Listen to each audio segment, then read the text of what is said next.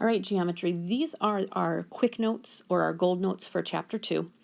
I honestly don't have a lot I need to write in them, but these are going to be handy to keep close as you practice your proofs, to be honest, because that's basically what's on here. So a couple things to remind us from the beginning of the chapter.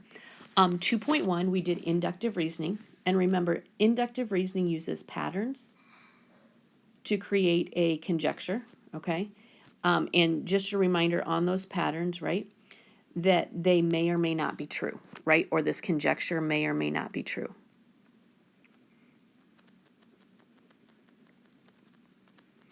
Okay, and so remember that if it's not true, you're going to be finding a counterexample, right? So remember that from 2.1. So may or may not be true on that conjecture.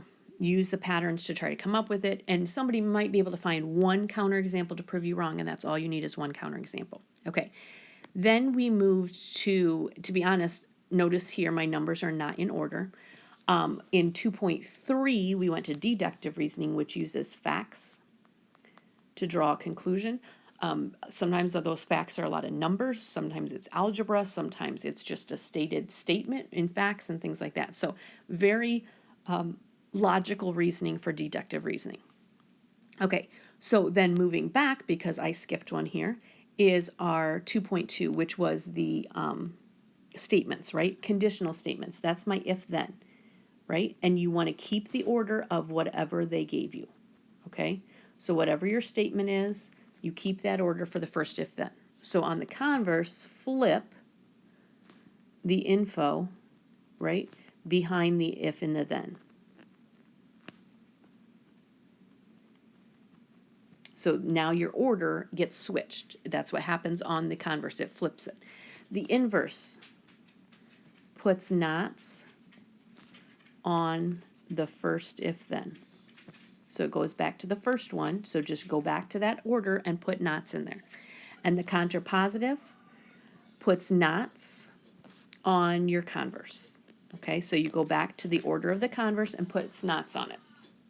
Okay, so that was the 2.2. So a lot of those, don't forget, you also have the biconditional. Okay, and the biconditional, I'm trying to spell it right. Okay, the biconditional, you need a true on the first two. Okay, you need a true on the first two. You need a true on the conditional and converse to be able to write a biconditional. And in the middle, you use the if and only if. Okay. All right, now as far as the rest of the chapter, 2.4, you were given these postulates, so you'll notice this should look similar to what the book has. Remember, if or when you need these postulates, I will give them to you. You do not need to memorize them, okay?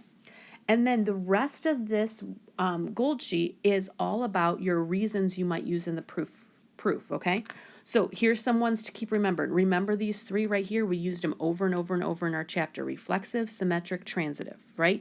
So if the same thing equals the same thing, you're looking in the mirror, right? It's the reflexive property.